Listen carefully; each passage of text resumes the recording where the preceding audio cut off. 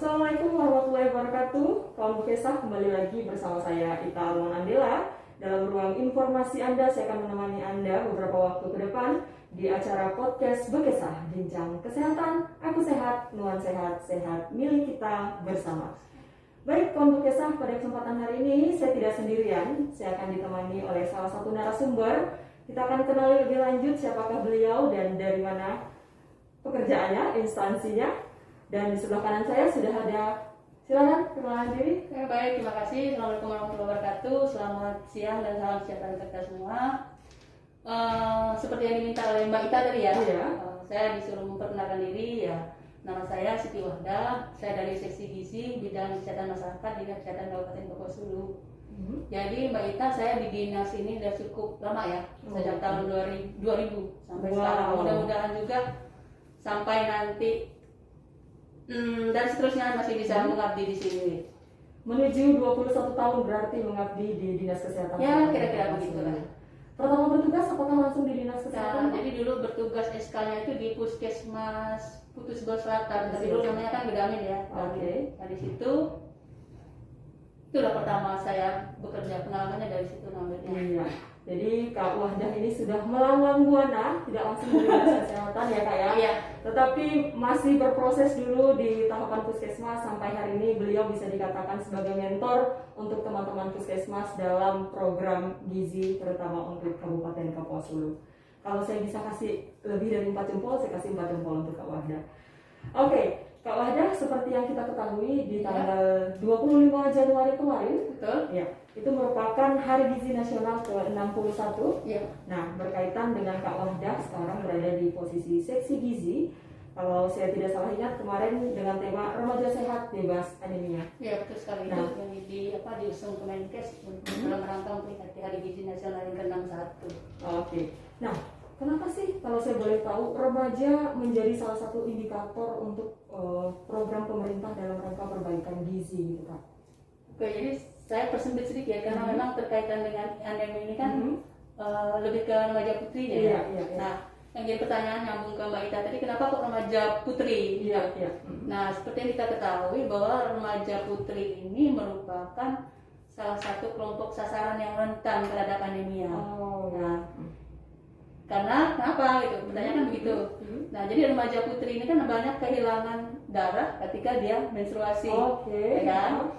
Nah, kemudian yang kedua, kondisi ini diperburuk lagi dengan kondisi kurangnya konsumsi zat besi. Oh iya. Nah, sehingga tadi mengakibatkan kejadian-kejadian anemia itu. Nah, dan ini juga dibuktikan secara empiris karena berdasarkan Diskesda 2013. Karena tadi saya sebelum ini saya cari Diskesda 2018 tentang anemia remaja putih itu tidak ketemu atau saya belum, karena mepet kan waktunya. Jadi saya pakai yang angka 2013. Jadi remaja putri yang usianya di atas 15 tahun itu yang terindikasi menderita anemia itu sekitar 27,7% loh. Oh, tinggi. Nah, berarti kan dari 100 itu 28-nya anemia, bayangkan tuh. Dari 100 ada Ya. 28 remaja putri Nah, yang ya. terkena anemia. Banyak Wow. sekali itu. Dari data Riskesdas. 2013. Nah, kalau Bukesah, Riskesdas itu merupakan riset kesehatan Iya. dasar ya. Riset kesehatan dasar yang melakukan riset berkaitan dengan beberapa banyak hal yang berkaitan dengan kesehatan dilakukan selama 5 tahun sekali. Nah, terakhirnya 2018. Tapi seperti yang saya bilang tadi, untuk data 2018 saya tidak ketemu sebenarnya. Pegang satu buku tuh hasil riset 2018. Nanti kita cari lagi ya. Nah, kalau tadi bisa Kak Wahdah mengatakan ini salah satu penyebabnya adalah kekurangan zat gizi. Kalau saya boleh tahu atau kawan Bukesah di rumah boleh tahu, zat gizi bisa kita dapatkan dari mengkonsumsi makanan seperti apa aja nih Kak? Khusus besi ini ya. Iya. Nah, begini, seperti yang kita ketahui bahwa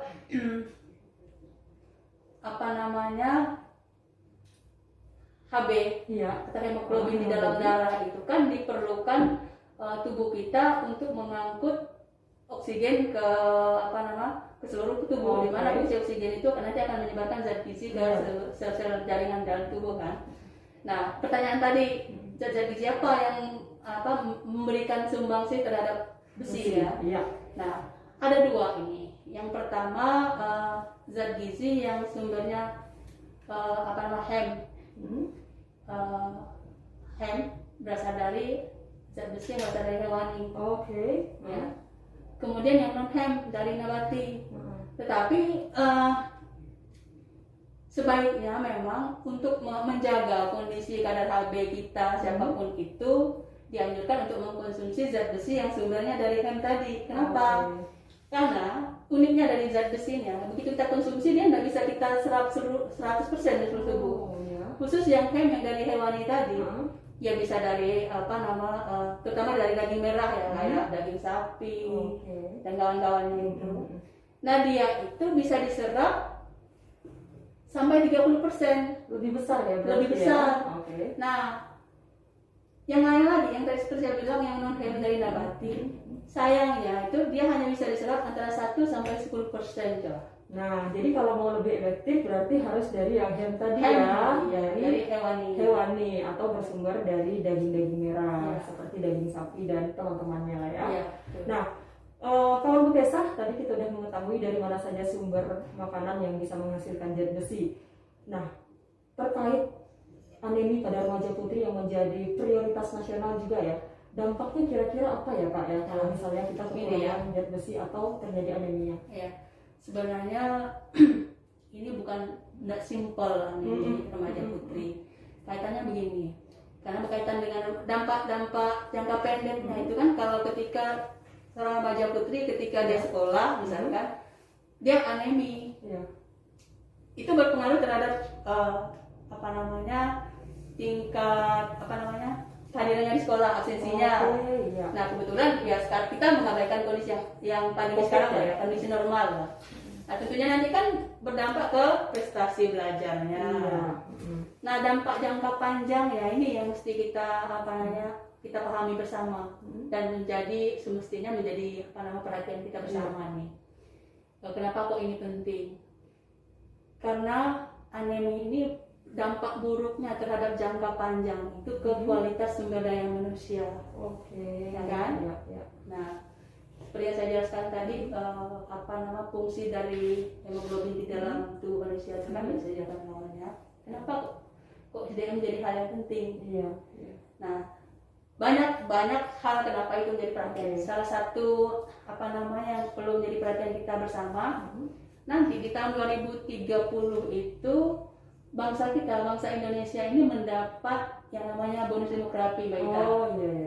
Nah, di mana menurut para ahli di luar sana, pada masa itu hampir 70% dari jumlah penduduk kita ini berada pada usia produktif.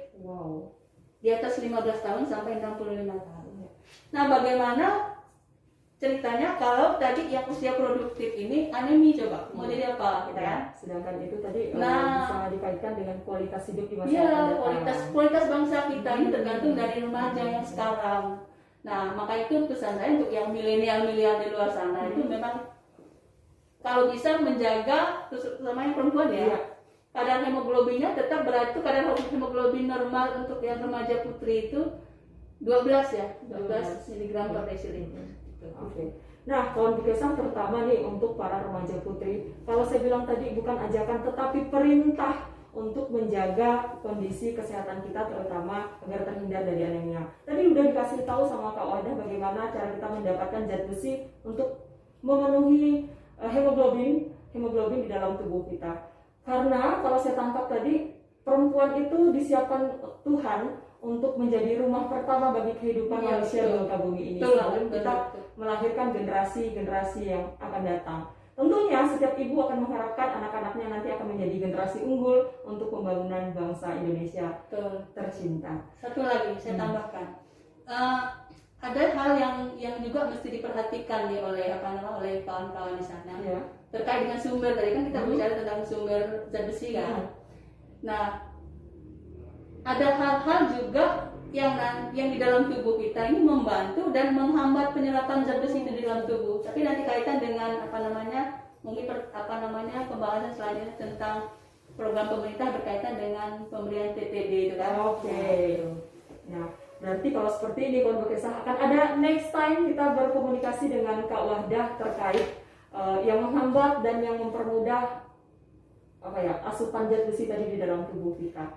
Nah, kira-kira cara pencegahannya selain dari mengkonsumsi zat besi tadi, apakah ada cara lain untuk dapat dilakukan agar bisa mencegah terjadinya anemia terutama pada remaja putri? Kaitan dengan program pemerintah. Iya.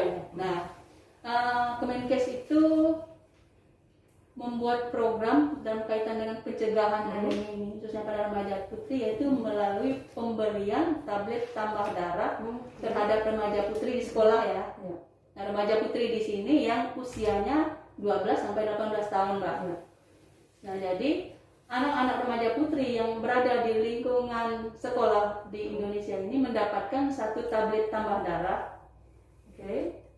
Satu tablet 1 minggu. Satu tablet satu minggu. Nah, jadi kalau dihitung 1 tahun dia per orang itu mendapatkan tablet tambah darah itu sekitar 52 tablet. Nah, kaitan dengan yang tadi yang membantu penyerapan dan menghambat. Itu saya tanya dulu, gratis atau tidak? Gratis, cuma-cuma. Jadi itu diberikan oleh kawan-kawan kita yang di level bawah sana, kawan-kawan puskesmas. Jadi mereka yang nanti mendistribusikan ke sasaran lewat sekolah. Tentunya kerjasama dengan itu, termasuk dengan berkaitan dengan program Promkes ya, KS ya. Tentunya program ini juga merupakan program integrasi, tidak hanya pergerakan dari seksi gizi sendiri, tetapi kalau kawan-kawan Bukesah mungkin remaja putri yang sekarang sedang menyaksikan pernah menerima tablet tambah darah tersebut di SMP ya, kalau kita lihat SMP dan SMA ya, kalangan usia 12 sampai 18 tahun. Nah, itu merupakan salah satu program dari pemerintah Republik Indonesia untuk menjaga kualitas kawan-kawan Bukesah, terutama para remaja putri di luar sana. Betul. Kita nyambung sedikit ya. Ya. Tadi yang saya bilang yang menghambat dan membantu penyerapan.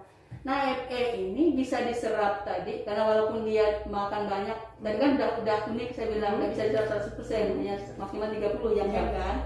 Nah, untuk suplementasi ini sebaiknya kawan-kawan milenial di luar sana ketika mengkonsumsi tablet FE ini sebaiknya ditemani. Kalau saya ke kawan-kawan gizi puskesmas itu dikawinkan dengan vitamin C. Nah, salah satu fungsi dari vitamin C itu membantu penyerapan FE di dalam tubuh kita, Mbak. Nah, tentunya vitamin C bisa dari tabletnya, itu kan. Bisa juga dari sumber bahan makanan. Contohnya jeruk dan segala macam tuh kan, yang kadar vitamin C-nya yang mengandung vitamin C-nya cukup tinggi. Nah, sebaik itu yang membantu kan. Ada lagi yang menghambat nih, lawannya tadi lawan C. Nah, saran saya kepada milenial nanti ketika mendapatkan tablet tambah darah ini di sekolahnya ataupun dia mandiri misalkan bisa juga tuh. Nah, tidak meminum tablet tambah darah ini bersamaan dengan teh misalkan. Nah, kemudian bersamaan dengan susu. Kenapa? Kok nggak bisa dengan susu? Karena di dalam susu itu ada kalsiumnya. Nah, cukup tinggi kan kalsium dalam susu itu. Nah, kalsium itu kontraindikasi dengan PC kalau berhubungan dengan FE tadi. Dia akan menghambat penyerapan FE di dalam tubuh. Ilmu baru nih kawan Bukesah. Hati-hati kalau misalnya kan banyak keluhan nih, tablet tambah darah amis, bau, misalnya kan bikin mual. Mungkin kawan-kawan Bukesah di rumah udah terlanjur supaya menghilangkan aroma amis minumnya dengan susu, dengan teh. Nah, ternyata itu keliru kawan Bukesah. Lebih baik ternyata mengkonsumsinya dengan ditambahkan dengan konsumsi vitamin C. Vitamin C atau bahan makanan yang mengandung vitamin C. Atau lagi kalau misal di rumah tidak ada pizza, tidak ada jeruk, tidak ada jambu misalkan. Nah, bisa diminum dengan air yang agak banyak karena vitamin C itu kan larut di dalam air, Mbak. Nah, itu ya. Nah, banyak sekali pelajaran yang kita dapatkan hari ini sama Kak Wahdah. Ini baru satu materi loh tentang anemia. Dan saya rasa kawan-kawan Bukesah di rumah juga merasakan manfaat dari apa yang kita bicarakan hari ini. Nah, itu juga bisa dikatakan tadi upaya yang sudah dilakukan ya dari pemerintah daerah maupun teman-teman puskesmas. Nah, mungkin ada tambahan lagi terkait dengan anemia atau gambaran permasalahan di Kabupaten Kapuasulu sendiri, apakah banyak atau bagaimana? Soalnya sebenarnya di kita itu indikator remaja putri yang menderita anemia itu sudah masuk dalam indikator ya secara nasional di tahun 2020. Cuman kita belum bisa melakukan Kabupaten Kapuasulu sebenarnya berdasarkan kunjungan kita ke kawan-kawan puskesmas.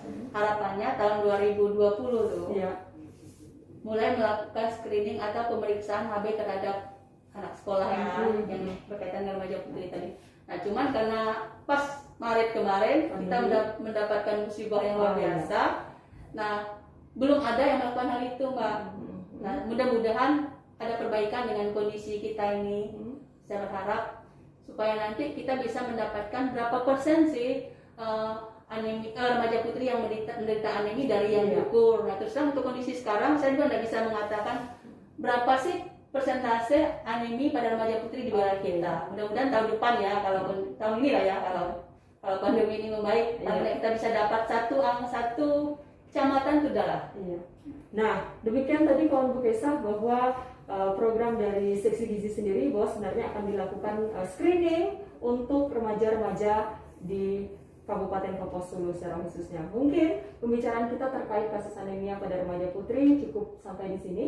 Terima kasih Kak Wada sudah berbagi ilmu dan informasi untuk saya secara pribadi dan juga untuk kawan-kawan Bukesah di rumah, di luar sana yang mendengarkan acara podcast Bukesah pada kesempatan hari ini.